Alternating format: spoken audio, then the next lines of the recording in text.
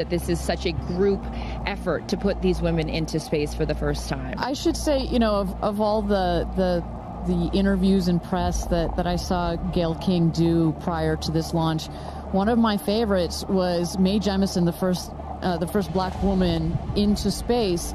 And she made a very clear point. She's like, there's going to be lots of emotions on, I want to say game day, on launch day. It is game day. On launch day.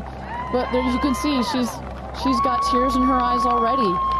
And just know that you have some of literally the world's most intelligent people that are taking care of you, that are watching this rocket, not just today, that the energy that has been put into this vehicle over the last several years, the several months that have been taken to plan this mission, and in the last final days and hours as we check the vehicle, we only send them out there and only send them up into space when everything is ready. We take this very, very seriously. And as Kristen said, this feels like it's getting a bit routine, but every mission is not routine for us. We make sure that we take it seriously. It is routine, I should say, but it is... That's a good thing. It's a good thing, and our team is paying attention, and no detail is missed on the day of. And there's a saying that spaceflight is a team sport.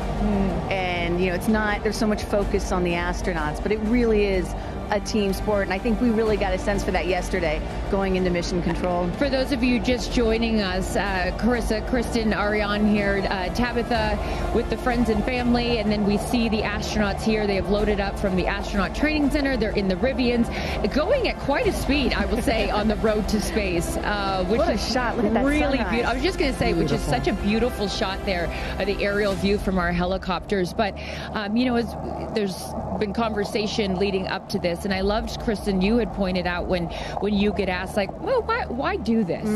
And you had said something that I thought was so interesting. It's like, well, then why travel? You know, you say it more eloquently than I can. There is, of course, criticism, right? Like, why should we care about this? Why should we care about your average person, even though these women are not average? Why should we care about them or celebrities going to space? Or why should we even be going to space, period? And my answer to that is, well, why do we travel? Why go to Paris? Why go to London? Why go to Japan? It's because it does something to you that's different than just looking at a photograph. You experience it in a different way, and it changes your perspective. It makes you a better person. It makes you understand other cultures and civilizations and other people. It makes you have more sympathy.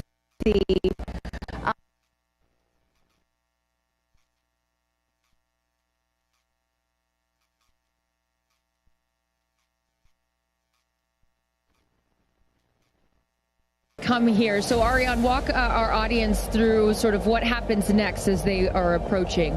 Sure. So they have just driven down the road to space, the 2 miles. They are going to go to the north end of that circle and jump out of their Rivians and take a cool shot, a photo that is, with the rocket in the background.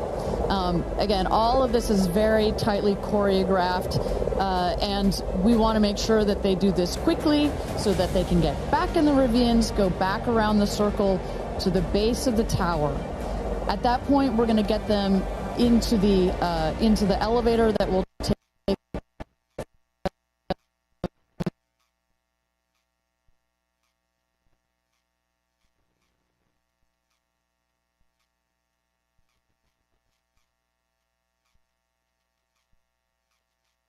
that they are ready to load the crew into the capsule itself.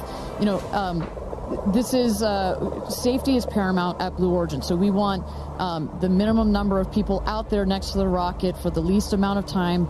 So we keep it fast. We keep all these procedures tight. But we got to do a quick photo shoot by the rocket. I mean, so come on. good. It's history, you know? We got to capture that moment. And again, for those of you just joining us, this is something that I was not aware of. That beautiful rocket right there, New Shepard, didn't come out until this morning, right? So explain a little bit more for those people that are just tuning in, sort of how the setup works. Sure, that is correct. So at about 2 o'clock this morning Central Time, we rolled the vehicle out. There you see on the truck with the capsule already what we call mated to the rocket. You'll see here in a moment the rocket, it goes very slowly. Just want to make sure we take care of our baby as well. Goes out there. The truck will turn the vehicle vertical. And at that point, we connect all the pipes and the hoses to the vehicle, and we start loading the vehicle with propellant. Right there, it's empty. That's for safety and security reasons. That's also, it makes it easier to turn vertical. We'll load the vehicle with propellants all the way up to the last moment. We put in there, you heard it earlier in our webcast, liquid hydrogen and liquid oxygen. Those are the two propellants that fire into what we call our BE3 engine, our Blue Engine 3. And our team in Mission Control from that point on has got their eyes glued to their monitors to make sure that the propellants in the tank stay within bounds, within temperature bounds, within pressure bounds. As they make their way here onto, they'll take the elevator, right? They won't take the stairs. That is correct. Yeah. So we just inserted the elevator relatively recently. It makes it a little bit more comfortable as you're going up to the top of the tower. We're at about 3,000 feet above ground level in altitude up here in a dry, dusty desert. We just want to make it a little bit easier for them. And it's worth noting, too, so the 6 women are headed up. We saw Jeff is with them as well, but also crew member 7. Explain to those at home who crew member 7 is. Right. It's like, if you don't mind, I'm going to use a football reference for you, Aaron. And we come, I called you Aaron like your girl. Sorry, oh my goodness. We're often confused.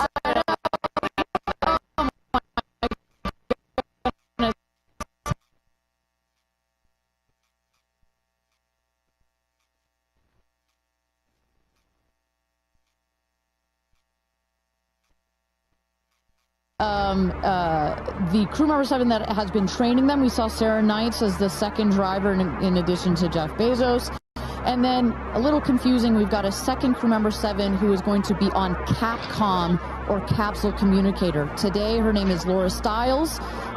She will be the person that is in our astronauts' ears, communicating with them, making sure everything's going okay, also telling them, hey, this is when you can unbuckle, and this is when you can... That's her right there. That's Sarah Knights right there, exactly. And now we are looking at what? So now the crew, as well as you see Jeff Bezos there, have gone into the safety shelter, and we're going to wait there. You see Sarah Knights on the right.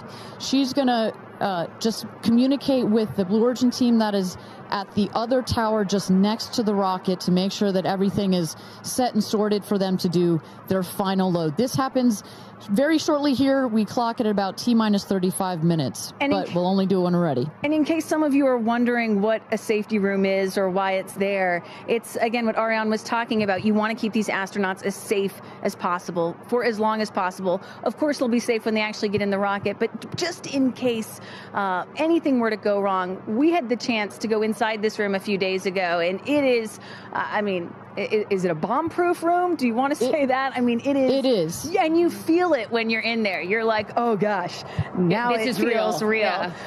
And after going up that elevator, for us, I think that's the moment where we weren't even going into space, and all 3 of us were like, whoa, okay, it gets real serious. Yeah, but I love the access that we obviously have in being able to see these women before they go up. For those of you just joining us, we are T-minus 34 minutes to launch for NS-31, Blue Origin's 11th human flight.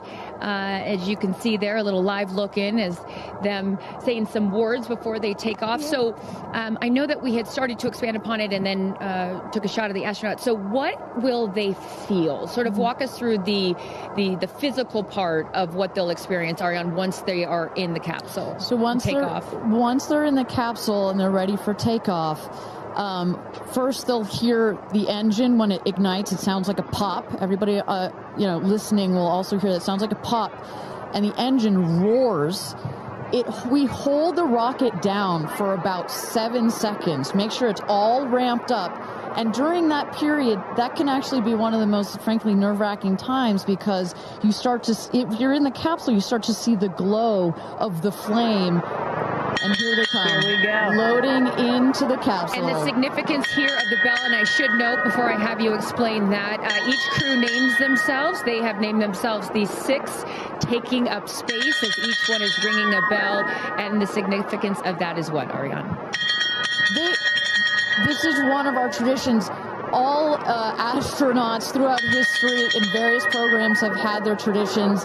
For us, we always want our astronauts to ring the bell. Above there, you see, light this candle. Those were the last words that Alan Shepard said right before he went to space. Alan Shepard, of course, the namesake of our vehicle.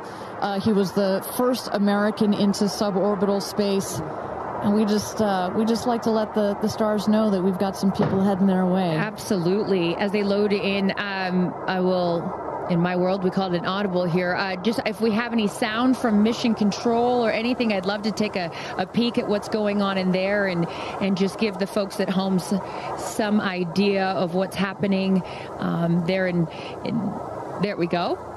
There we go. So we don't have sound of it, but we can see all of the brain behind this beast. But I could tell you, Carissa, other than a couple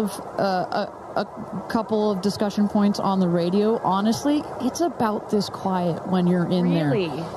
That surprises me. Because you would think, like, in a control room in TV, it's a chaos, right? In the best way, but in there, it's quiet. And honestly, chaos is, quite frankly, the last word I would use to describe our mission control. This team, they're working through very specific procedures on a very specific timeline.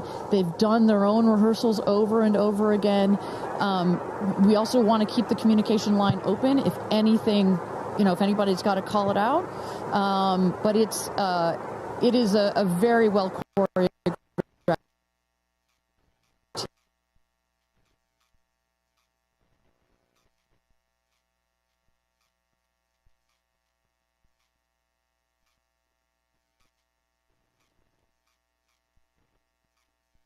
Of everything that you're seeing here. They practice over and over, getting inside this capsule, strapping themselves in. And, one of the biggest things that they have to remember to do is when they get those, remember, they only get 4 minutes of weightlessness, 4 precious minutes. They have to unbuckle and then buckle back in at the exact right moment. So those are some of the things that they're learning to do and practicing while they're training in that building right behind us. As we look at New Shepard 31, the 31st mission, the 11th human flight here for Blue Origin. We are T-minus 30 minutes. Carissa Thompson, Kristen Fisher, Ariane Cornell with us, and Tabitha Lipkin at the tower. I am going to be leaving here in just a few minutes. I'm going to go to fallback 3, an area. Then I will wait for the capsule to land. I'll wait for the recovery team to come out and then bring you interviews from each of our astronauts as they arrive back here on Earth. I cannot wait for that.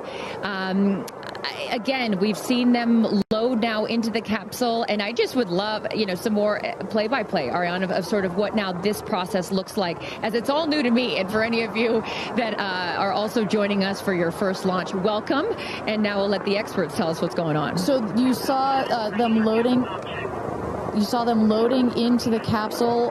They are getting into their seats. They're getting into their harnesses. It's a 5-point harness, so clicking them all in. All right, we're hearing that Capcom right now. Sorry to interrupt you, Ariane, which is short for capsule communicator, and ready to do the astronaut comm check. So let's take a listen. Laura Stiles has the mic.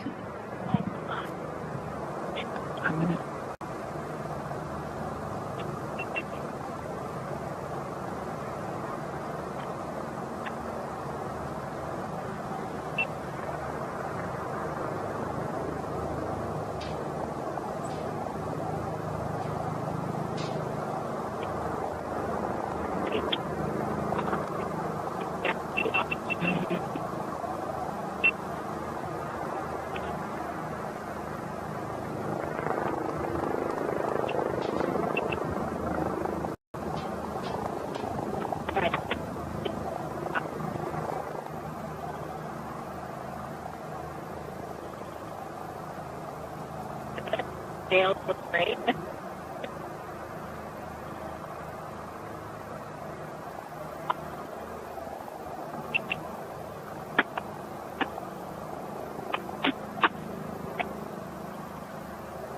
Right.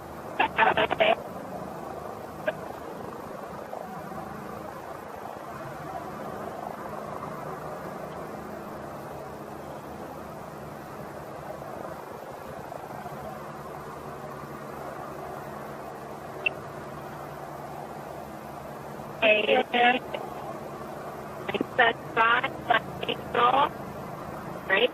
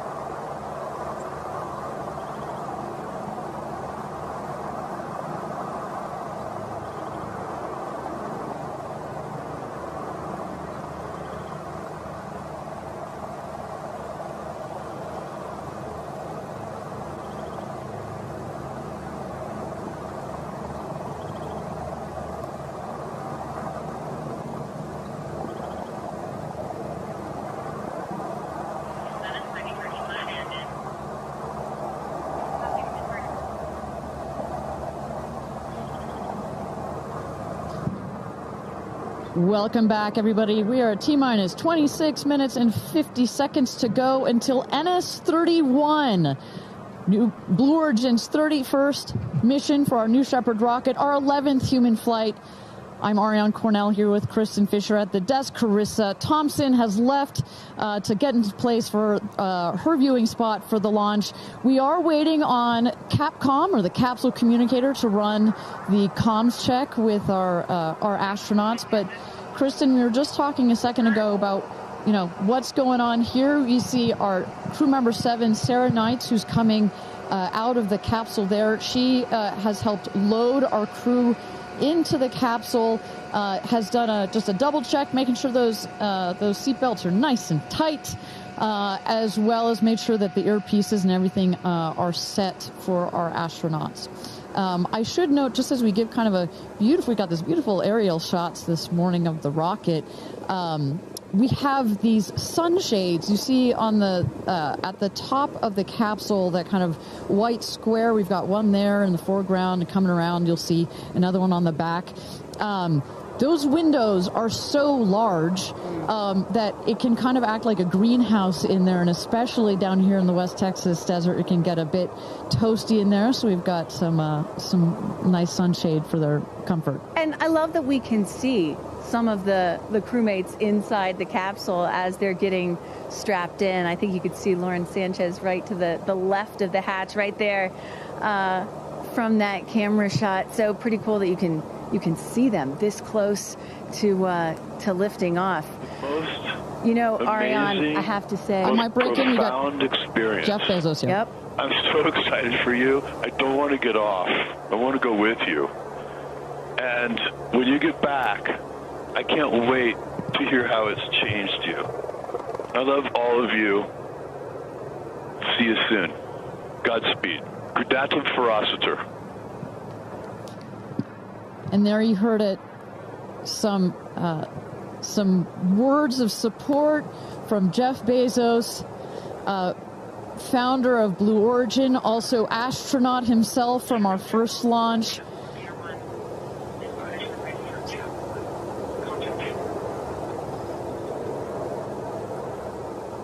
So, of course, Lauren Sanchez is Jeff's fiance, one of her supporters. But as we mentioned before, we've got lots of friends and family that are supporting the rest of the astronauts here. They are out at the viewing tower. Let's turn it over to Tabitha. Tabitha, have you had a chance to chat with some of the family members out there? You know, a lot of friends and family have come out here, and it is an exciting vibe. I am standing by with two women who need no introduction. And Chris, I have to start with you. What is it like to be here, and what brought you all the way out here to this launch? Well, Lauren and Jeff, we're here to support our girlfriend and our friends, and I never thought that we'd be talking to you from a space launch for sure. So this is a really unique experience, and we're just so honored to be here to support them and watch this amazing part of history. And I'm so proud of her.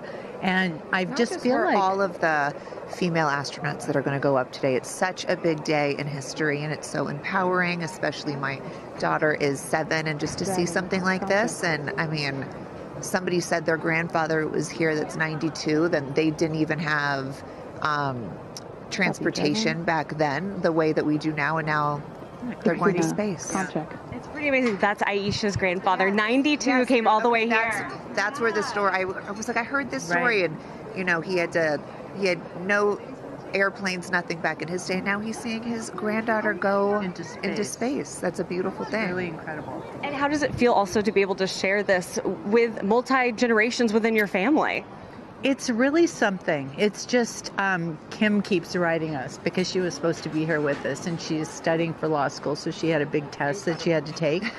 Again, something I'm very proud of, but she just keeps calling, going, I have such FOMO, tell me every minute of it. So it's very inspirational, and just super proud of the girls, every one of them. And it's a very brave thing to do, and I think it also just says something, like Chloe said, to my 13 grandchildren. Yeah. And what can you say to that too, for your children? Oh, I just think it's really whatever you dream of is in our reach, especially in today's day and age. And dream big, wish for the stars, and one day you could maybe be amongst them. That's so beautiful. And just before I send it back, any last messages to the astronauts before they take off? I think just great luck. Be present. I mean, I'm so excited. I love the messaging that we keep receiving from the staff here at Blue Origin is don't film it through your phones, look through your eyes, be as present as possible. They will supply all the content that we need and to give to our families, but I love just being in the moment. Yeah, same. And we're gonna excited. Yeah, we're so excited. We're gonna be in the moment too here. We're gonna send it back to you guys at the desk, and we're gonna start watching. Love you, ladies. Good luck. Bye. We had no idea that Chris and Chloe were going to be here, and we're about to be interviewed by Tabitha. So that was a nice little treat. They sure look the part, you know. Oh, they're ready for their day out here in Texas. I love it. Yeah, and you know, for those of you watching, we're really in the middle of the desert. We're a solid 2-hour drive from El Paso. And as you were saying yesterday, Ariane, you know, you really get the sense like you start in El Paso, and the more you get out here, you do start to feel like you're on another planet. I mean, it's got quite a moonscape, Marscape vibe. And our guests that are here today, as we just saw in Chris and Chloe, are dressing the part. Well, so let's bring it back to the real stars of the show, our astronauts. And one of our astronauts that we haven't heard from yet is Gayle King. She has obviously a lot of emotions going into this flight. Let's hear what she has to say from this interview with Tabitha Limkin just a couple of days ago. When I made the decision to come, there were only 3 people whose opinion matters to me the most. Favorite daughter Kirby, favorite son Will, and Oprah. That's my kitchen cabinet. And all of them said, I think you should do it. All of them, much to my surprise, including Oprah. I really thought she was going to say, nope, I don't think you should do it. And she was like, do it. She said, I really think you should do it because you've been talking about it. And when it comes back and you're not on it, you're going to be kicking yourself saying, I could have gone and I didn't. And I don't want to have to hear about it for the next few years. And, you know, I think everybody in this group is a storyteller and explore, and to be able to take this message and tell other people what it was like from our different perspectives, I think is very significant. Do you have a message for the kids watching? You should always know that no dream is too big. You know, we have someone, Aisha, who was told when she was a kid, your dreams are too big, you need to dream smaller. No child should ever be told that. And so I want people to know no dream is too big. And also, LL Cool J said this to me once, dreams don't have deadlines. Isn't that good? That is real good. Dreams don't have deadlines. I've never forgotten that he said that, and I believe that as well. What are you taking up with you? Oh, I have a bunch of stuff. I have Luca. I wanted one of his favorite toys, so I have a Sesame Street character called Tamir. Tamir is this little black boy with great curly hair. So Tamira gets to go to space. I have a wooden cross that you can hold in your hands. It fits like in 3 prongs. And a stranger came up to me at the airport. She said, I always hear you talk about being a nervous flyer, and I wanted you to have this. And so if you're ever on a flight and you feel nervous, take it out and hold it. So whenever I'm flying, I have this with me. Also, I just noticed, what is this on your wrist? So Jared, who's one of our jib operators at CBS Morning, his daughter, Denise, who's 7, made this for me. And she came into my makeup room and said, I made this for you. Someone else gave me Astronaut era. That's pretty great. Space Sister, Amanda just gave me this. I mean, so I feel that I feel I'm pretty well protected. Absolutely. I will say this, as excited as I am, I'll be very glad when we come back down. I will be very, very, very glad about that. Well, clearly we heard Gayle there and prior to coming down here in Texas, nervous and excited at the same time. But one of the things I like about this is that she just makes it real, you know? Regardless of who you are, this is a nerve-wracking experience, and the fact that she's so authentic about it, but also, more so, she is stepping so far out of her comfort zone. I think that in its own right is extraordinarily inspirational. I think most people would feel the way that Gayle is feeling right about now. If you're about to launch into space. You know, one of the things that I find so refreshing is that, you know, back in the early days of human spaceflight, you had the Mercury astronauts, and they were all white male military test pilots, and they all had to have the right stuff. You could never talk about nerves or being nervous or your feelings or stuff like that. That was the wrong stuff.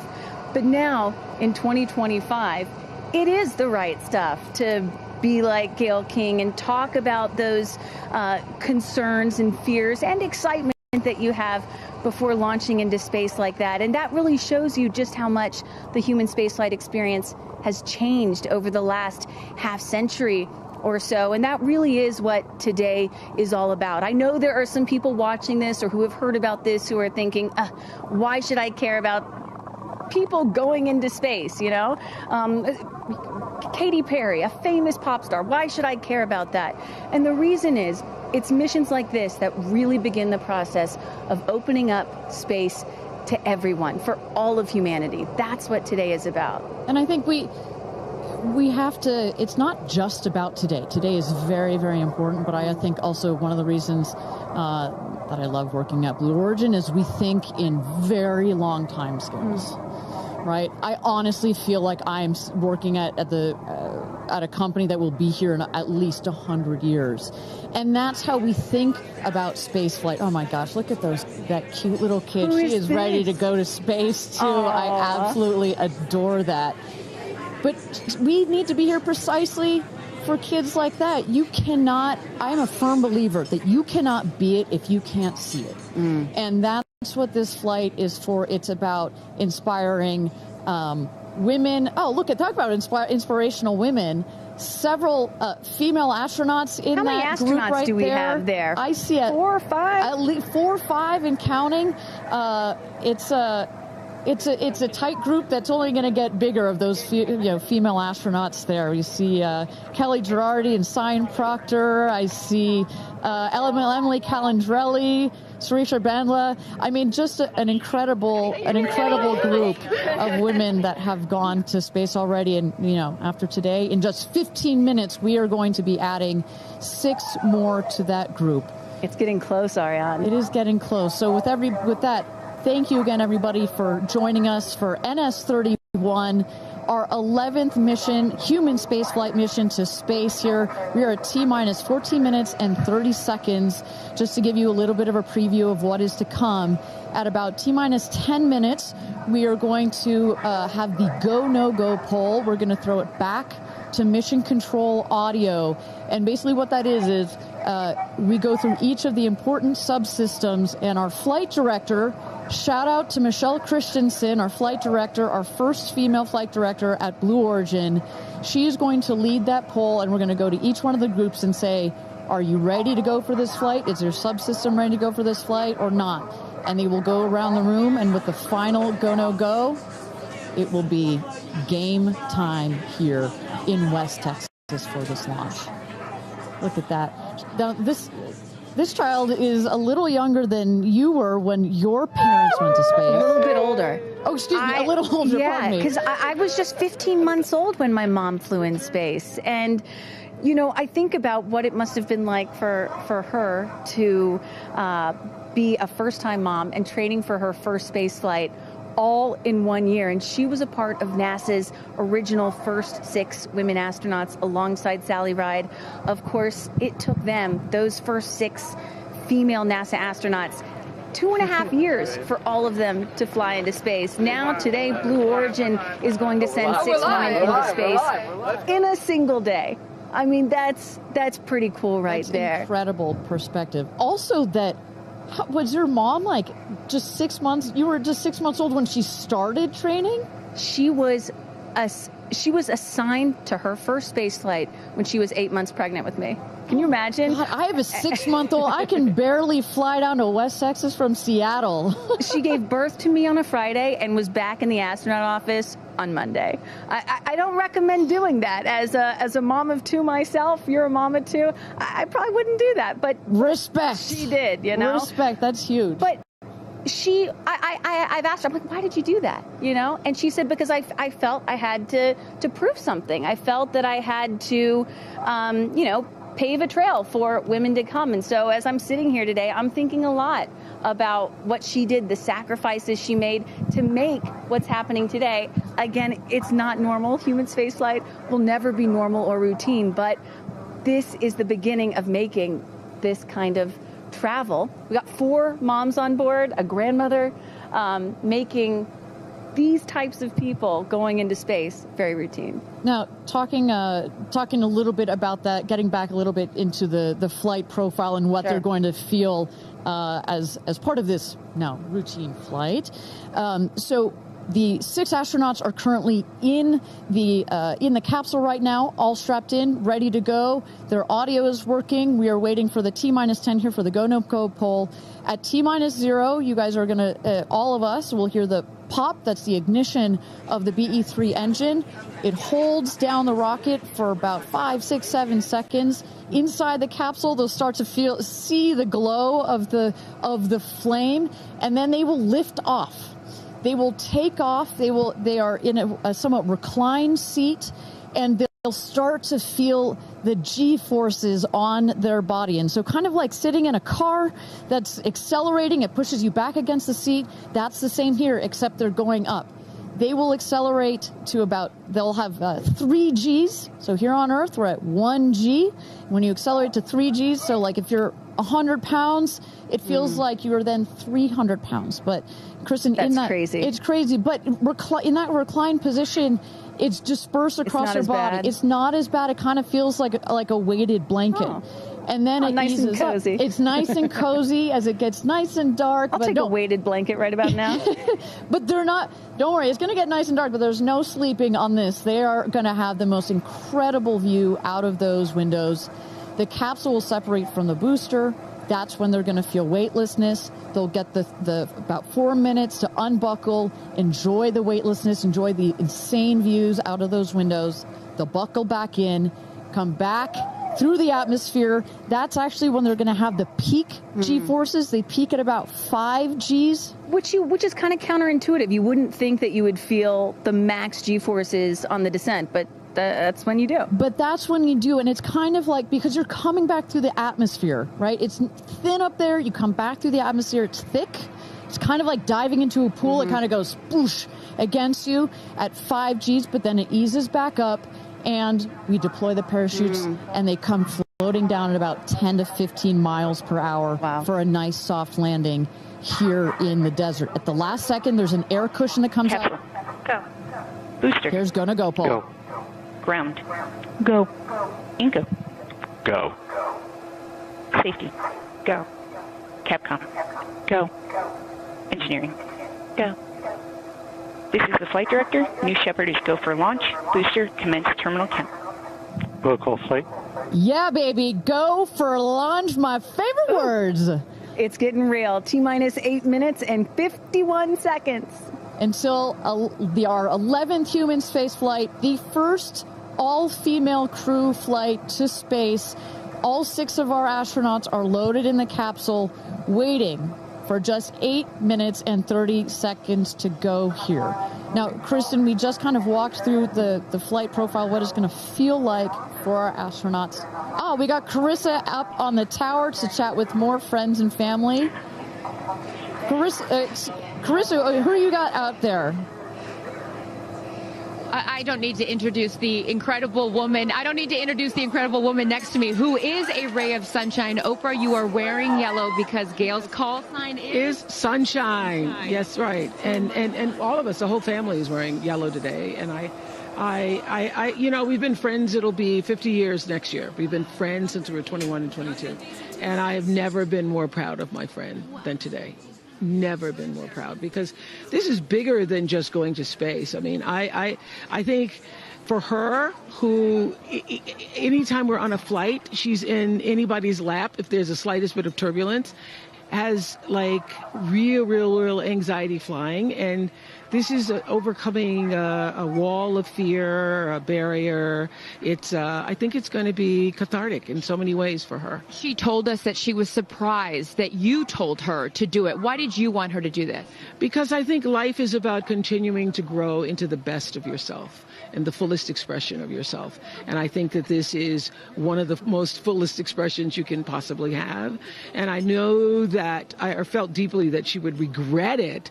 Yeah. And I didn't want to hear about it for the next 15 years.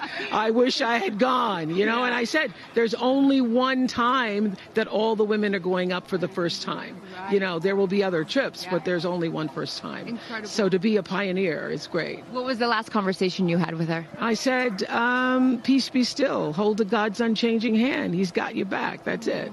That's it. I know that as we're counting down here, we're getting excited for that go for launch moment. How are you feeling as her best friend?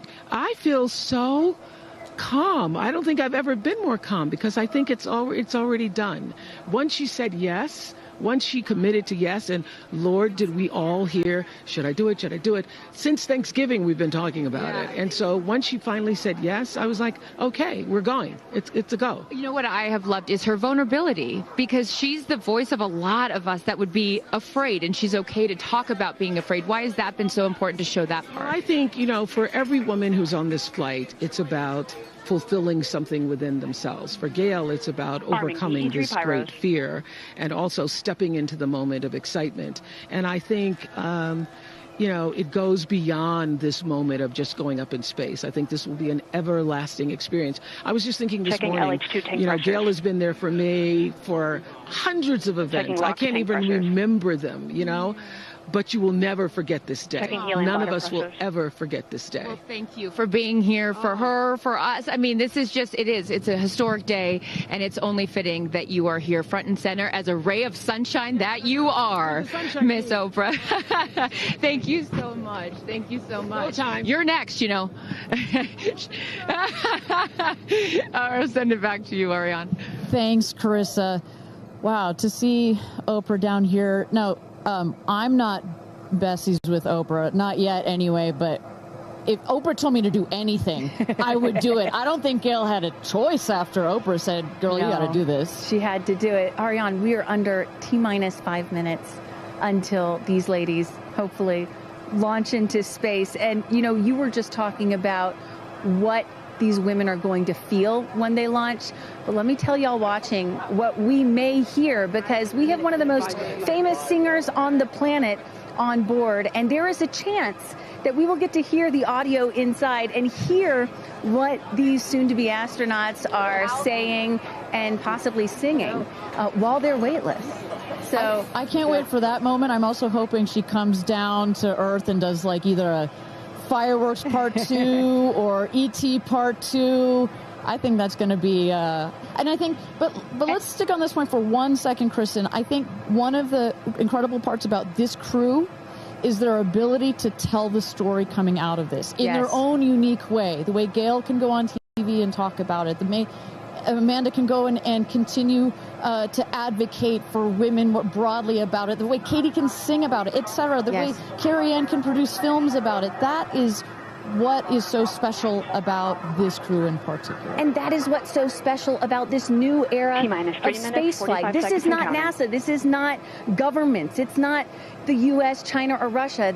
This is the commercial era. These are private companies, and this is Blue Origin sending the first all-female crew into space since 1963. And this is all going to happen so fast in just a few minutes, about 10 or 11 minutes from launch to landing. And don't worry, guys, I did the math. In case you're wondering, total duration of this mission is just about 3 Katy Perry fireworks songs. So play that song 3 times. That's how long this mission's going to be. Fantastic. Well, so at T-minus 3 minutes to go until our 31st launch of New Shepard, our 11th human space flight. Just to tell you what's coming up here. At T-minus 2 minutes, we send the show over to the vehicle. It goes into autonomous mode. Command engine controller ready to start. We have our team, of course, in mission control that have their eyes glued to the screen there. There you goes, mission control, quiet and intense. There's one of our crew member 7's capsule communicator, Laura Stiles. She is communicating in the ear of our capsule, in the ears of our astronauts. But what we're going to see in the last 2 minutes, you'll see the fins at the base of the rocket gimbal or just move back and forth. We want to make sure they've got free range. At the base there, you see the nozzle, the engine peeking out. The engine as well is going to gimbal, going to move.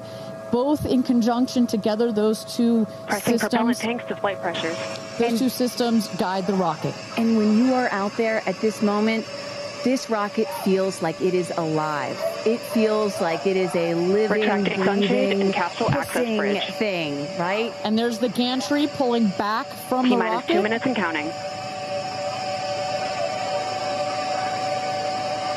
Transition to onboard hydraulic pumps. And this right here is the moment that they've been training for. 2 days, becoming a crew, becoming a team. After you go through an experience like this, it's more than a team. It's almost like a family. You are so tight to go through something as intense Executing as this. aft fin built-in test. And everything looking really good, Ariane. So far from mission control, everything is clean and green for this launch. T-minus 1 minute to go here.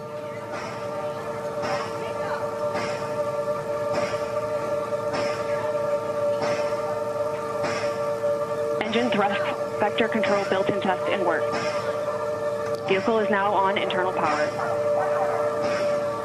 So in a moment here, we'll see those, what they call the bit checks, the built-in test checks. As you mentioned, Kristen, inside the capsule, you know, as you said, this is like a bridled beast. This thing wants to take off. Switch to onboard helium. Here we go. Good luck and Godspeed, ladies. We're cheering you on from Let's planet launch Earth. this Thrust rocket. termination system is armed. T-minus 22 seconds and counting.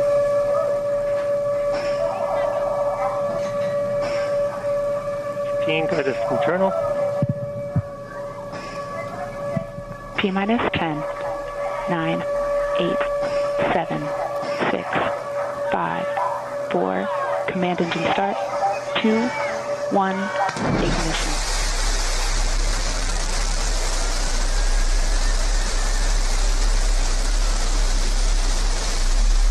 Liftoff.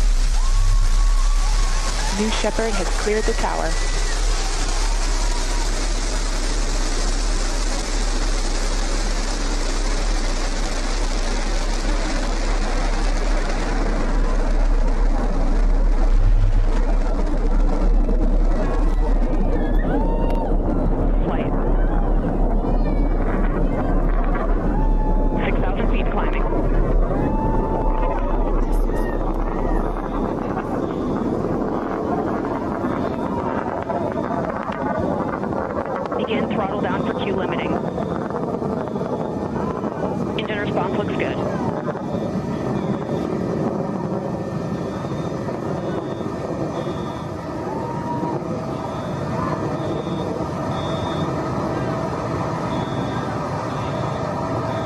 Max Q, maximum dynamic pressure. Mach 1, vehicle is supersonic. Engine back up to full throttle. Supersonic, we have passed through max Q, maximum dynamic pressure. That's when the vehicle, the stresses between the atmosphere and the speed are at their maximum. So to punch through that is so important. You see the BE3 engines is firing beautifully. You see the stream of steam behind it. Those ladies right now are having an incredible view on their way to space. Passing through 80,000 feet, 1,300 miles per hour. You're going to peak at about 2,300 miles an hour over Mach 3, 3 times the speed of sound. Shortly coming up, we'll have MECO, main engine cutoff. We will turn off the engine, but the two craft, the capsule and the booster, will continue their ascent to space. Stand by, MECO.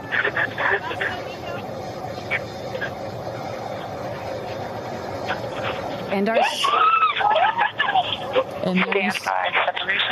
you saw the main engine is turned off. We're now going to separate the capsule from the booster, and at that point, Kristen, that's when all 6 astronauts are going to start to feel the weightlessness, and shortly thereafter, we're going to let them unbuckle. And that right there is the most critical milestone of this whole ascent. Oprah watching her best friend go to space.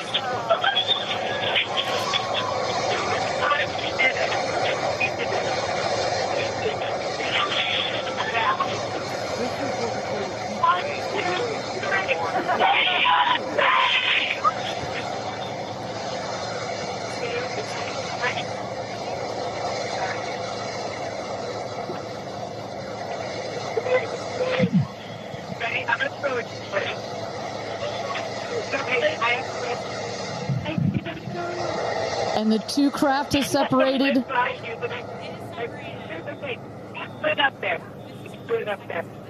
328,000 feet, 100 kilometers. Welcome to space, ladies, or shall I say, astronauts. Oh, the moon! You guys, I will have to tell you, look at the moon. Look.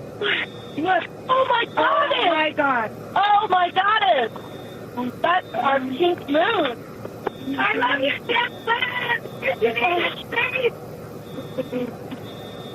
And just in case it wasn't clear, those are the astronauts. Those are their voices that you're hearing. And there, they have hit apogee, the highest point in flight, well over 345,000 feet, well over the Kármán line. Wow.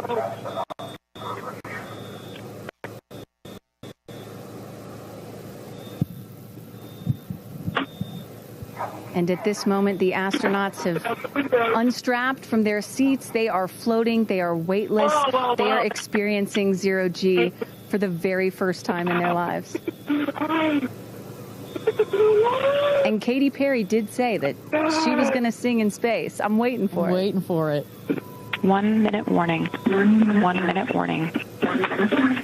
So that is Capcom indicating a 1 minute warning for our astronauts to take in those last views before they get buckled back into their seats. At this point, both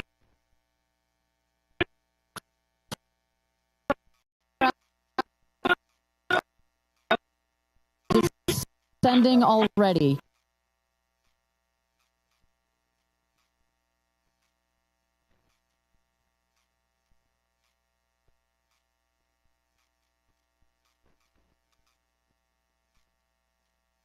Oh my God, gosh,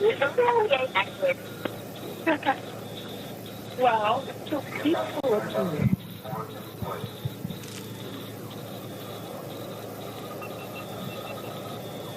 And you hear Dragon. Report status. 1, 2, 3, Copy. Whip. Report status.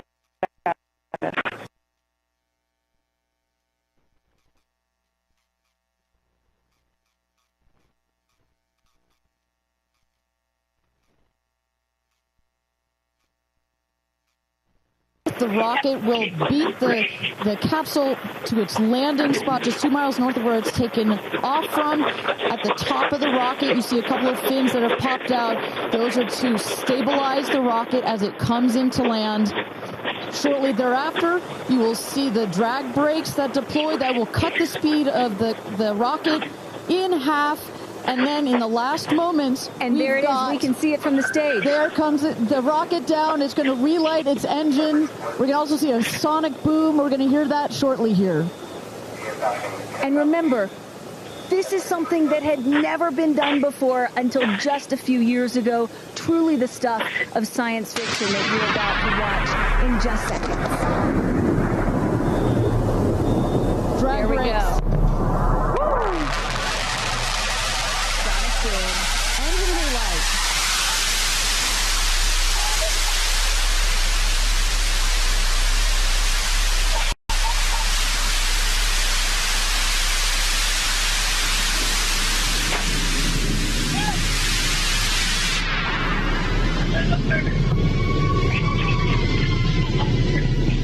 And booster touchdown. Welcome home, New Shepard.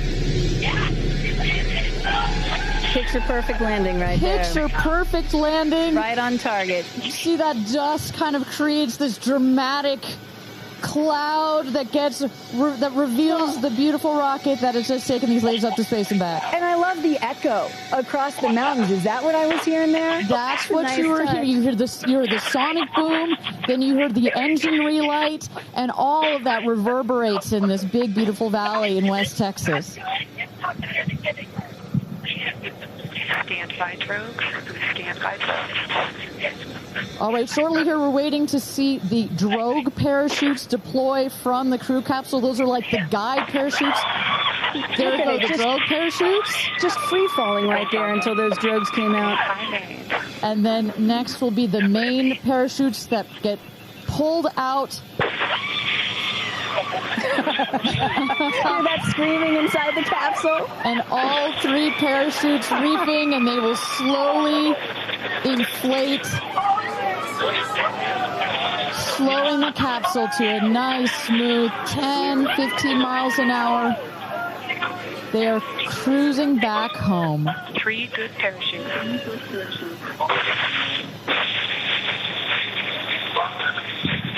And I tell you, Kristen, from having gone through all of the simulations, I have gone through all of the training.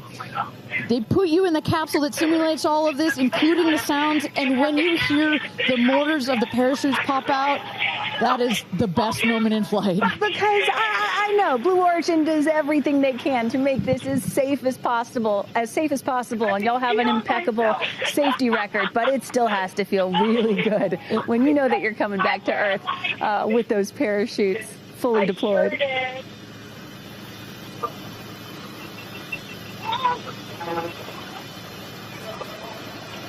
And we can see the capsule just over our shoulder here, going to be landing north and east of the launch pad, coming down softly and beautifully. 500 feet.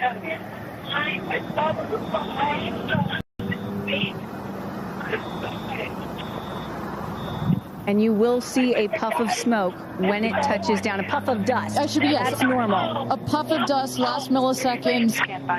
Air cushion that will kick up the dust. It's a very soft landing despite the sporty perception. There it is.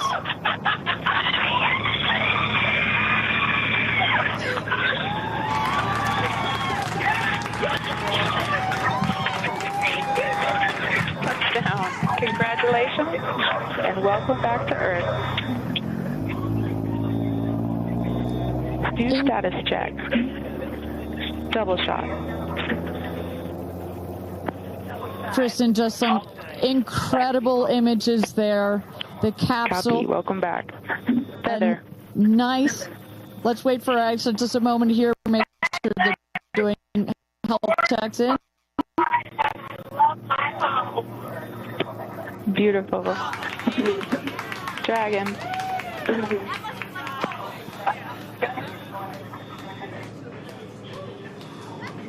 Yes, and as you heard it there, they were Everybody seemed to be just as ecstatic to be back here, back on Earth. Everybody appears to be fine.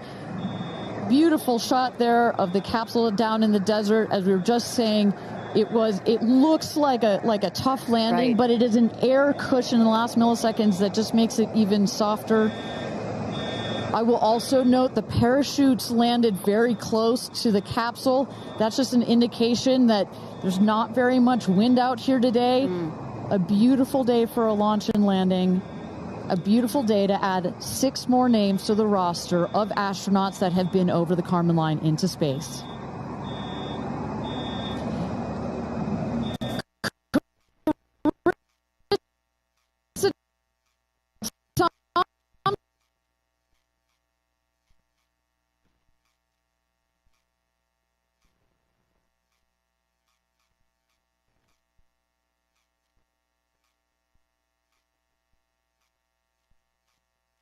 You saw Oprah's emotion, Orlando Bloom, as I was walking jump in the car to go meet everybody and recover, he was like pretty good. So I can only imagine how these astronauts, now that we can officially deem them astronauts, are going to feel. I can't wait to get their reaction. We are headed out there now. I will check back in with you as soon as I have them. Sounds good, Carissa. And as everybody can see, she is... those recovery crews are screaming out there. So we actually send them out as soon as we spot the capsule. And there's little Rose, Katie's daughter, who is just Daisy, excuse me, who is just seeing her mother go to space and come back. I'm sure she cannot wait to say hello. So, but as I was mentioning, the recovery crew is heading out there. We send them out as soon as we can see the crew capsule and spot the crew capsule descending. There will be at least 2 trucks that go out there. What you'll see is they will come around the capsule. We also have crew member 7 who's in there. She will run out, go around to each window, make sure that each astronaut is fine, and the recovery crews will safe the capsule before we exit the astronauts. You know, it's hard to pick a favorite moment, right? Launch, landing, it's all good. But the moment coming up might be my absolute favorite, right?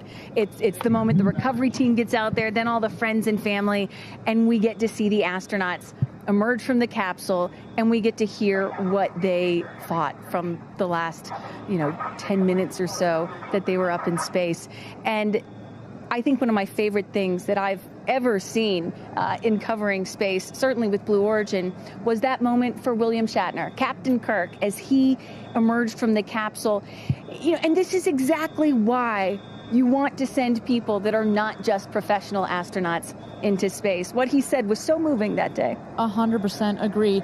But it's not just the astronauts that are here that are being moved by this event. We've got Tabitha that's with some of the friends and family out there. Tabitha, give me an update from the viewing platform. I mean, not a dry eye in the stand, I tell you right now. Chloe, I just want to know from your perspective, that moment, what was it like? I don't think I realized how emotional it was going to be, and I literally had chills all over my body from the second it launched until the moment I just saw it land. And it's sort of hard to explain, because I don't think you would be that emotional, but it's incredible. It takes your breath away. And I feel like I have all this adrenaline and I'm just standing here. Right? It's very true. Same. It's really, first of all, we're so thrilled that the girls are safe and everything went so well. And so that's a relief, because, I'm sure there's a lot of nerves up there, but to hear the girls screaming and having such they said they saw the pink moon. Yeah. I heard the audio. I was like, that is the coolest thing. I cannot exciting. wait to get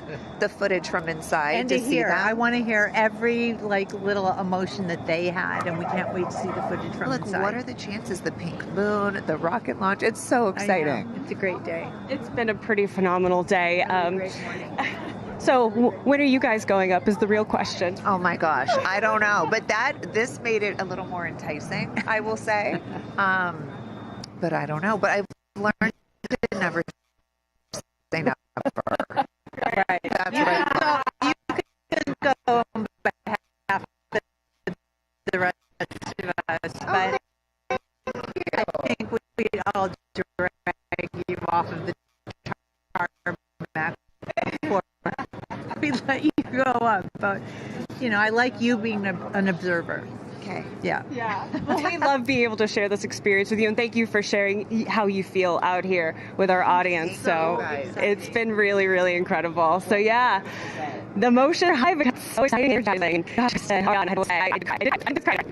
On spot there. Chloe and Chris, are you guys going up? Keeping up with the Kardashians in space.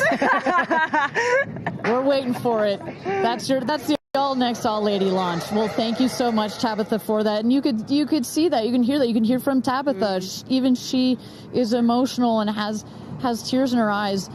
When you're down here for one of these launches, and Carissa, when we get her back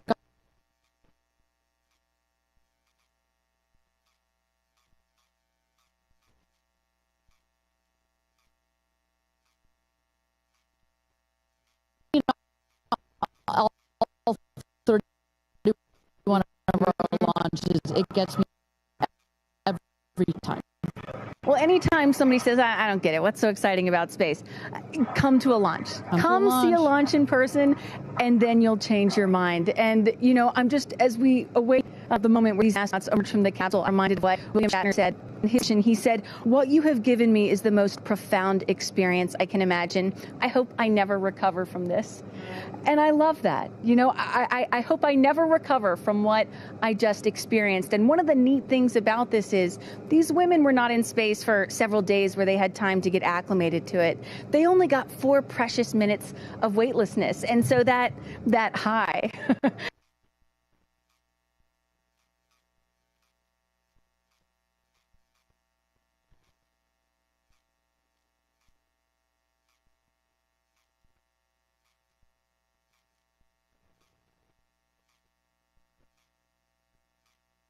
you see there, some of the friends and family have already started lining up there. While the recovery crew, you've seen some images. As I mentioned, they're safing some of the systems on the capsule. We want to release all of the excess air and gas that created that nice air cushion. We'll remove the parachutes, make sure nothing gets tripped up. Also, we reuse those parachutes. And then crew member 7 will take the stairs up to the hatch. It's like a good 3.5-ish feet off the ground, so it just makes the getting out of the cap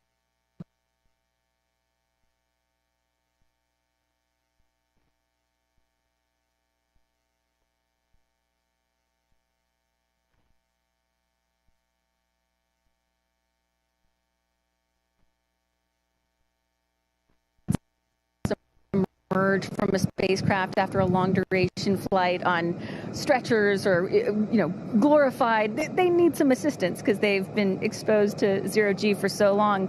Not these astronauts. They're not going to need any assistance. That's one of the beauties of a suborbital spaceflight. You feel great. You don't have to deal with space sickness, right? Exactly.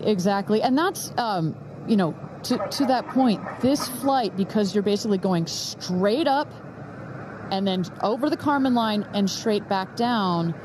Some astronauts, I think you had mentioned your mother may have experienced a little sickness up there. You don't in this one because it's just once up and once down. And you get that nice zero G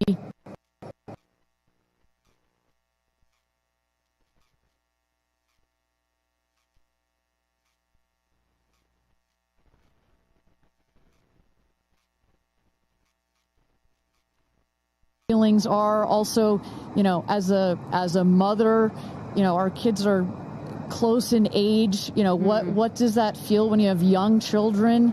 You saw her get so emotional in her pre-flight interview. Is she still is that still the weighing emotion, or is she still just oh my God, I saw the stars, I saw the curvature of the earth?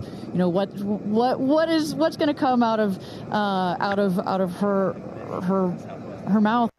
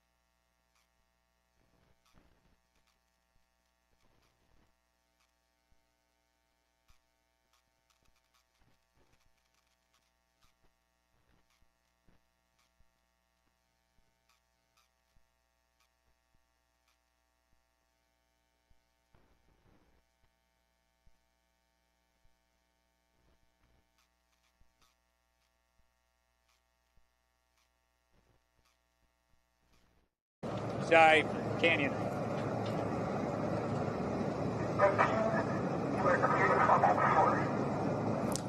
You see those vans arriving. Those are friends and family.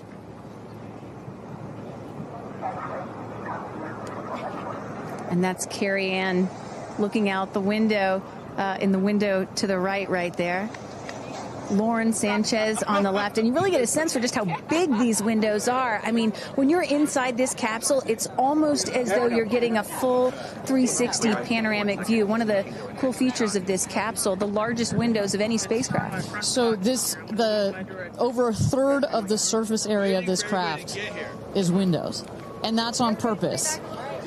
There were many meetings with our founder, Jeff Bezos, where our engineers brought him some windows. He said, nope, make them bigger. They come back. They said, nope, that's nice, but make them bigger. And what you get here, why is that so important? So many of our astronauts have said, when I got on my seat, I looked at outside my window, and I turned around, and I looked at the other 5 windows, and my brain created a panoramic view, a panoramic photo of it, because so much of the capsule is windows, and it makes for just an incredible experience. Sarah. Good? Okay, here we go. Yeah. Here goes Jeff Bezos to open the hatch.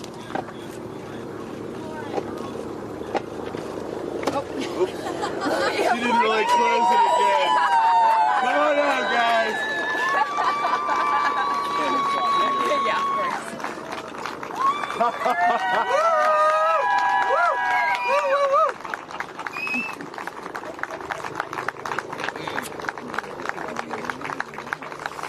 Let's see your babies. Where are my babies? They're over here. Go see them. Where? Oh, we have to go Right there. there. Okay.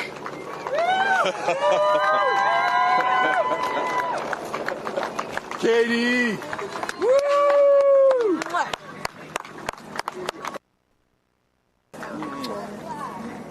Thank you. Thank you.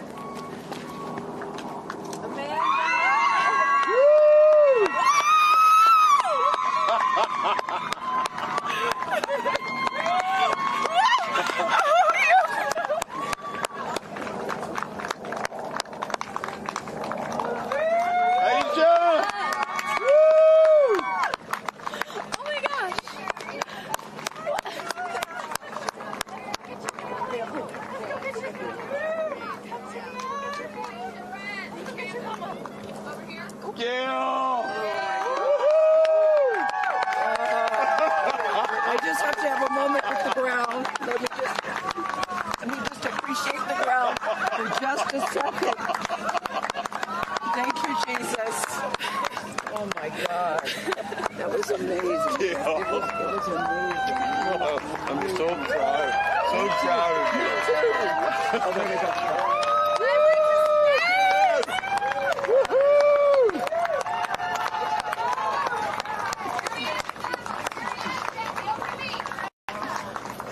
Amazing. I'm so proud of you. Carrie Ann, we got your people over here. Come right around the bushes here. Come on. I can't hear I have no, it's not working. So someone just tell me when we're on. Does anyone have our app? All right, and you just saw it there. All 6 astronauts coming out, all ecstatic. Katy Perry and Gayle King both kissing the earth. Very happy to be back down here, but clearly ecstatic. I don't know about you, Kristen, but my favorite was Lauren coming out and saying, "Where are my babies?" And I also loved Katy Perry holding a daisy, I believe, and holding the daisy up to the sky after her daughter Daisy. Sweet moment. With that, let's turn it over to Krista Thompson standing by outside the capsule. I don't really have words for it. Oh my God, Lauren, I want to cry just seeing you. I'm so proud of this crew. Like, I mean, Gayle, we were just talking in the capsule, doesn't even have ear piercings. She's so afraid to do anything. And she got in that capsule, and I think, like, it profoundly changed her. I mean, for me, I can't put it into words, but like I looked out the window and we got to see the moon. And it was pink. Was it pink? The full moon. It wasn't pink, but it was almost full. And Earth looked it was so quiet. It was just quiet. And is it what you expected? No. Better? Yeah. I don't think you can describe it. Because, you know what I was saying? It was like quiet, but then also really alive. And you look at it and you're like, we're all in this together. Like, that's all I could think about is like, we're so connected, more connected than you realize, because you just see right here, you see like, you know, states and all these things that like divide us, but we're not. And what is your emotion? What makes you emotional? Joy. Complete and utter joy and gratefulness. Like, it makes me want to come back and just hug everyone and be like, oh my God, we're in this together. Like, that's what this is. And Jeff had told you that it will change you more than you know. And I know you're only a few minutes removed from the capsule, but I can tell so already. Emotional. Yeah. To be this I did. I'm like, I don't cry that often. So I didn't expect to be this emotional, but it's also all the love that was in that capsule and all the heart and the feelings and all the things, and like seeing Jeff before I left, I just went, you know, I had to come back. I mean, we're getting married. If I didn't come back, that would be a bummer for me. Only you, by the way, would say this to me. You said, Jeff, if you don't want to marry me, you don't have to send me to space. Don't have to send me to space. What an incredible experience for you. But the fact that when you're in there, we got to hear some of your audio, but give us some of those moments when you guys, just from the second you took off to the second you landed, describe, if you can, for us what we didn't get to hear. It was a feeling of joy and like and camaraderie. It was a feeling of gratefulness. It was a feeling that we're doing this. And, you know, Alan Shepard, I told you about this, did this same exact flight. And he became the first American in space. And 6 women just did the same flight that he did it. Oh, I just want to keep hugging you. It's really cool. Yeah. And I hope that more people get to see this, because I feel, I don't even know how much it's going to change me. And I want to thank the Blue team. I mean, look at them. I mean, they work so hard to make sure this vehicle gets up and safe. And I'm so proud of you. I'm so proud of you. It's one thing to say you're going to do it. It's another thing to actually do it. And I know there's a phrase in your family that life takes off on the other side of fear.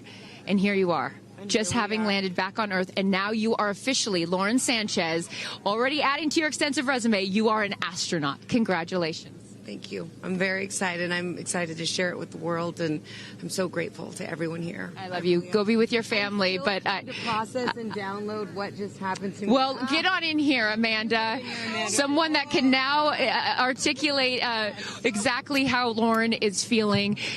Lauren being so candid about overcome with emotion. How are you feeling? I know, Amanda, this has been a dream of yours, a long-awaited dream, and now it is finally official. You are an astronaut. Congratulations. Thank you so much. You know, I usually have nice words to say, but in this moment, I just want all survivors to know that you can heal. No dream is too wild, and that if it's so wild out there, like going to space, you can absolutely make it through, and it can absolutely be possible. You mentioned to us prior to going up, you said that you needed to go to space to heal. I know you're only a few minutes removed from this incredible experience. Do you feel healed? You know, I had a zero-G indicator that I didn't know if I would bring, and I ended up bringing it. Okay. And explain for the folks at home that don't know what that means, what it is that you're holding. Yes, the zero-G indicator is something all astronauts have that floats once you hit space, lets you know you're there. I brought a promise that I wrote to myself. I've talked about that. And share for what is this right here? Yes, and this one I didn't know if I would bring, but I ended up bringing it and floating it, and it's the hospital van from the day. And I got to honor her today, and I'm so grateful to the thousands of people, the engineers, the scientists, just everyone who has made this a reality. And you also have written here, I know that you had this on your laptop, right? Yes, that's right. And this is my zero-G indicator, a promise I made to myself that if I were to pause my astronaut dreams and fight for rights, that one day I would return to her. And it says, never, never give up. Well, those dreams are no longer on hold. You are finally an astronaut. Congratulations. Enjoy this moment with your family, and thank you for sharing it with us. Thank you, Amanda. Carrie Ann, you said to me yesterday, you said, when I get out of that capsule, I'm going to be an emotional wreck. And I think what I will just say, for anyone that has never had the great privilege of being here, this is my first time at a launch, and it is very emotional. Describe, if you can, how you're feeling. I have almost no words. It was the most incredible experience of my life to be up there and see like such vast darkness in space and look down on our planet. The moon was so beautiful, and that was like, I felt like that was a special gift just for me. I'm so sorry. No, don't apologize. Are you kidding? You just went to space. You just went to space. This is it. Like knowing that everyone I loved was standing down there looking back up at me, and I just hope that these types of experiences, clear a path for everyone to be able to do that. You told us a beautiful story about your son when you told him you were going to go to space, and that, get over here so I can hold you, and that he went back to school and he was all excited to tell his friends that his mom was going to space, and they said, your mom can't go to space. Moms don't go to space. Well, guess what? This mom just went to space. Congratulations. You are officially an astronaut. And I know you're wearing a very special necklace from an incredible group of people that you hold near and dear to your heart. What would you like to say to them watching? I'm wearing a few necklaces today. My dear friends threw me a blast-off party and gave me this feather, which obviously represents the Blue Origin logo, and it felt so special to have it close to my heart and in space with me, and I feel like it helped me take all of them with me on this journey. Yes. Well, I will let you go enjoy this historic moment with your family, and thank you for sharing it with us. Congratulations. You're an astronaut. Thank you. Gayle, get on over. I'm still floating. I can't believe it. I cannot believe it. I'm so proud of you. And I know that I speak for the collective, because you have been so honest. You've been so vulnerable. And I spoke to your best friend prior to you taking off, and I asked her why it was so important for you to do this. And she said, she said, so she didn't have to hear you say, I wish I would have done that. That's so true. But now, Gayle King, you are officially an astronaut. How do you feel? I still can't accept that word, but I will say I can't even believe what I saw. When somebody calls this a ride, this was not a ride. What happened to us was not a ride. This was a bona fide friggin' flight. And our instructor, we were so well prepared. So every noise we heard, we knew. But the flight instructor said that I am her best success story. Why? Because she's never had somebody go through the course who's terrified of flying. Everybody who's gone through the course is somebody that it's been a lifelong dream. They wanted to do it. So she said, I'm her best success story. I'm so proud of me right now. I still can't believe it. I still can't believe it. I was just going to say, prior to the launch, you said that you would be so proud of yourself if you went through with this. Yes. And you did. What was the best part, Gayle? It's oddly quiet when you get up there. It's really quiet and peaceful.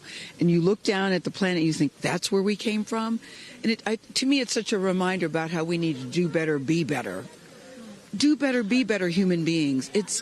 And what do you mean by that? Processing. Well, it's so nasty and so vitriolic nowadays. And I mean, if everybody could experience that peace that we had up there and the kindness and what it takes to do what we did, all the people that it took to get us up there and get us back safely, I'll never, ever, ever forget. And when we were up there, have you talked to Katy yet? I have not. Okay, no. when we were up there, after zero G is very difficult. You know, all the training about this is how you get in the chair and this. I look like a friggin' moose getting in the chair. It was like, just let me get in the chair. Let me get the seatbelt on. But, you know, we had a very do this. How would you describe it? It's very difficult because you're floating. But the best part was when we got back in our seats after zero Gs, Katy sang "What a Wonderful World." She did? Isn't that nice? Oh, come on. She sang "What a Wonderful World." I see dreams. Oh, yes. Oh. Because we'd been asking her to sing all the time, and she wouldn't. And then, because everybody said, sing Roar, sing Fireworks. And she said, it's not about me. I wanted to talk about the world. Wow. I know, isn't that nice? You got to ask her about that. That's really special. And when Lauren got out, she was overcome by emotion for a lot of reasons, and rightfully so. But she spoke to the group and how close you guys have all become because of this experience. How would you describe the camaraderie that you guys now have together? I would say that we are forever bonded, because you can't go through what we went through to look out for each other, to help each other, and not be changed by that. Yeah. You know, it really is a true. People throw the word around, but it really is a true sisterhood. Mm-hmm. But it speaks to how we were set up for success. The training was so, I can't stress this enough. The training was so friggin' good. We were set up for success. And it went exactly as they told us it was going to. Mm-hmm. Every boom that you heard, the drones, the drogues coming out, the parachutes coming out, it went exactly as they said. Are you glad you did it? I am glad I did it. I am glad I did it. Yeah.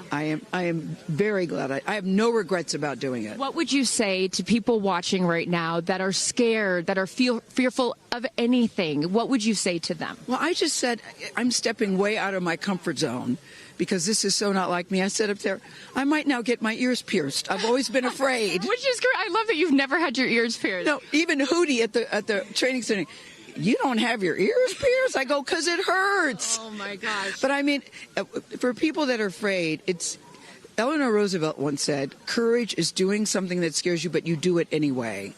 And I stepped out of my comfort zone in a way that I never thought was possible for me. Mm-hmm. And now that I've done it, I really do feel I can take on anything. Anything. Congratulations, Gayle King. You are an astronaut. Thank you, Chris. I am so excited for you. I'm so excited for you. And I'm going to go with you to get your ears pierced, because I want to get another hole right here. Go enjoy this with your family. Thank you so, so much. Aisha, oh my goodness. Congratulations. Congratulations. You are officially an astronaut. How do you feel? Also, how do you look perfect after just going to space? I mean, my goodness. I will never be the same. I mean, when you get up there and you see the Earth, and it's so beautiful, and it just fills the screen, and it's not just your window, it's like everybody's window, and there's no boundaries, there's no border, there's just Earth. It's incredible. You know, Gayle is so honest that this wasn't her dream, but this was a dream of yours. How do you feel now that you just achieved it? Like I picked the right dream. And when we landed, I said, Exuma, I'm good blue comm, but I'm ready to go back. Wow, really? Yeah. What was the best part for you? The best part for me, actually the whole thing. But we got in and we counted down from 10. And then I started to hear some singing. And when we lifted off, everybody, you could just feel the energy in the capsule. And when we got up there and we got out of our seats, we all just looked at each other. And there was this moment, and I can't wait for people to see it on the video, but there was a very special moment between all of us. And it's just beautiful. It's so beautiful. Yes. Where is your grandfather? Your 92-year-old grandfather, who I know you were so excited to bring. What did he say to you when you got out of this capsule and got to see him for the first time? He said, I was really worried for you, but then Oprah squeezed me. Oprah has a way of making us all feel just a little bit more at home and a little bit calmer. I know your father is watching down on you, and he is your angel. What do you think he's thinking right now in heaven? I think he was like, woo! To have the opportunity to have flown his star in my flight bag and to have a perspective that very few people get to have of Earth, I just feel a renewed connection to everything in life and where we are. And I can't wait to go back out there and pour what I've learned into the world. You have given so much to so many, and I know there are a lot of people watching right now, some young boys and some young girls that are inspired constantly by you. What would you like to say to them? Dream it, plan it, and go and do it. I never really thought I could go to space, although I really wanted to go. And today just confirmed that dreams are real, and sometimes reality is wrong. And your dreams just came true. Congratulations. Go enjoy this with your family. Thank you for sharing your experience with us. Katy. No, you're not the crier of the group. Feeler of the group. No, you are not. I'm crier. I'm going to tell you something right now. You are officially an astronaut. Thank you so much. How do you feel? I feel super connected to love. So connected to love. I think this experience has shown me you never know how much love is inside of you, like how much love you have to give, and how loved you are until the day you launch. We had these incredible shots of Daisy watching you as the rocket, it'll make me cry, as the rocket's going up, and she was so proud. Just kept saying, Mommy, Mommy. And I know you'll feel the same way when you watch it. And you brought a real-life Daisy up. That's it was right. important for you, not only because it's your daughter's name, but why else was that important to bring it? Daisies are common flowers, but they grow through any condition. They go through cement, they go through cracks, they go through walls. They are resilient. They are powerful, they are strong, they are everywhere. Flowers are, to me, God's smile, but it's also a reminder of our beautiful earth and the flowers here and God's smile and the beautiful magic that is everywhere, all around us, and even in a simple daisy. So to really appreciate it and remember it and take care of it and protect it. Gayle shared with us the song that you sang when you got up there. What a wonderful world. Why was that important to sing that particular song? I've covered that song in the past, and obviously, like, my higher self is always steering the ship, because I had no clue that one day I would decide to sing a little bit of that in space. But I think that it's not about me. It's not about singing my songs. It's about a collective energy in there. It's about us. It's about making space for future women and taking up space and belonging. And it's about this wonderful world that we see right out there and appreciating it. This is all for the benefit of Earth. You have done so many incredible things in your life, selling millions of records, selling out stadiums. Where does this experience rate for you? This experience is second to being a mom. Wow. Yeah, that's it. That's why it was hard for me to go, because that's all my love right there. And I have to surrender and trust that the universe is going to take care of me and protect me, and also my family and my daughter. Because, like, I am full up from being able to get that gift of being a mom. And to go to space is incredible. And I wanted to model courage and worthiness. Mm-hmm. And fearlessness. You did. You said you wanted to go to space for the fearless women in your life as well, your sister and your mom. Yeah. What was their reaction when you got to see them after you got off the capsule? I have only seen my mom, and I was like, "Are you okay, Mom?" She just knew. She knew. She was totally okay, and I'm sure she was speaking in tongues underneath her breath, as she does all the time. She would do that for anything else, but definitely today. But she was so super confident. My mom, she has this thing where she can see. I mean, even down to the name of, like, the capsule being tortoise. I know you spoke to all of your fans about that the capsule's named tortoise, the feather on the side, that, you know, the symbol of Blue Origin, all of those gave you confidence that this was the right thing for you to do, correct? Yeah, because I just asked for a sign from the heavens, from my angels, and they're like, well, here's the feather, which is what your mother calls you, and if that's not enough, the capsule's named Tortoise, which is your second nickname that your mother calls you. And I'm like, okay, I'm going. Yeah. I got the message, and I'm gonna get the message. Before I let you get back to your family, I just have to ask you, describe for us, because you're so brilliant at putting, you know, words together and describing moments that we can all appreciate later. How would you describe the moment when you took off and then the moment you landed? The moment, I mean, it is the highest high, and it is surrender to the unknown. trust. And this whole journey is not just about going to space. It's the training, it's the team, it's the whole thing. I couldn't recommend this experience more. This is like up there with all the, different tools that I've learned in my life, from meditation to the Hoffman process. This is up there because what you're doing is you're like really finding the love for yourself, because you got to trust in yourself on this journey.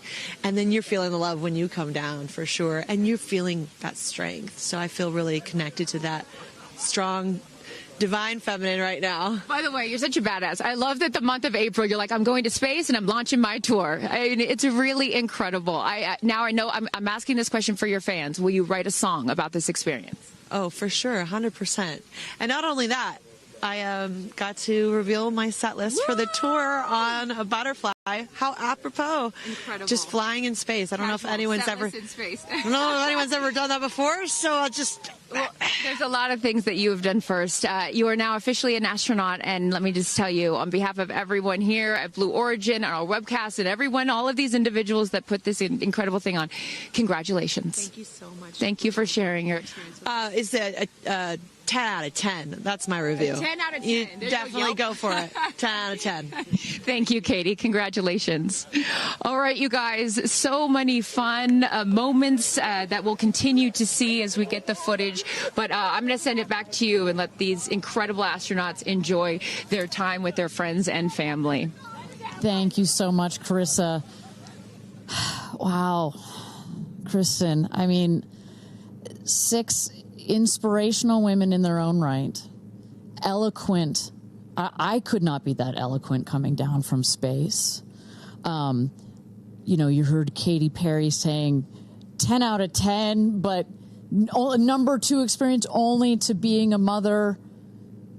What were some of your takeaways from what we just heard? Gayle King used the word sisterhood.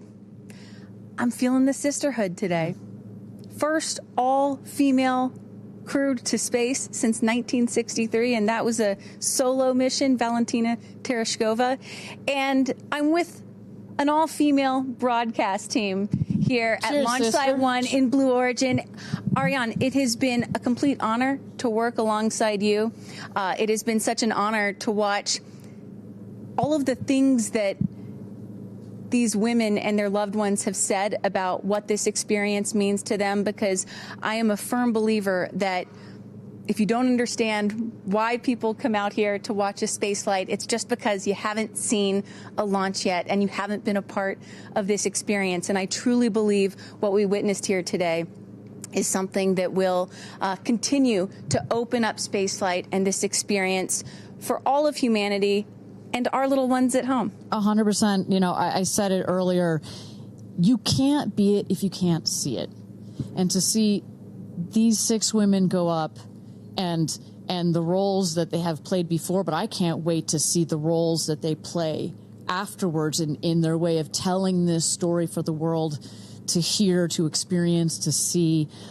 This is just the beginning. So I want to give a shout out to them, because as you saw, that is coming out of your comfort zone, whether you wanted to go to space or you're like Gayle and you didn't anticipate it. Thank you for trusting yourselves and to their families and trusting their loved ones with Blue Origin. We are very proud to do that. I'm so proud of Gayle King, too. I wonder if she's still afraid to fly on airplanes after flying to space. Have we cured her of her fear of flying? I don't know if we've cured her for getting your ears pierced. So there we go. Baby we'll take steps. That one. Let's start with that one after this not so baby step.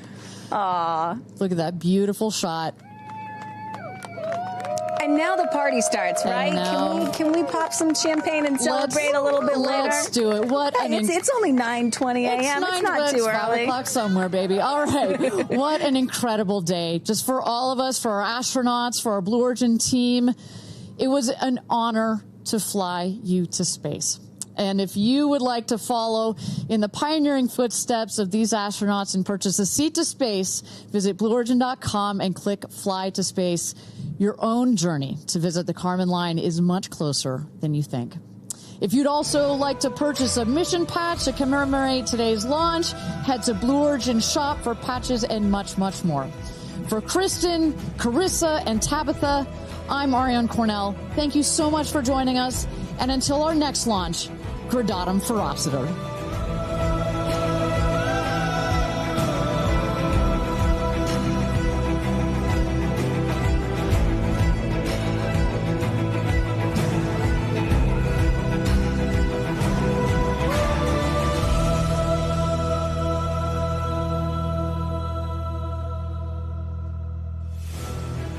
Have you ever dreamed of going to space? A once-in-a-lifetime journey is closer than you think.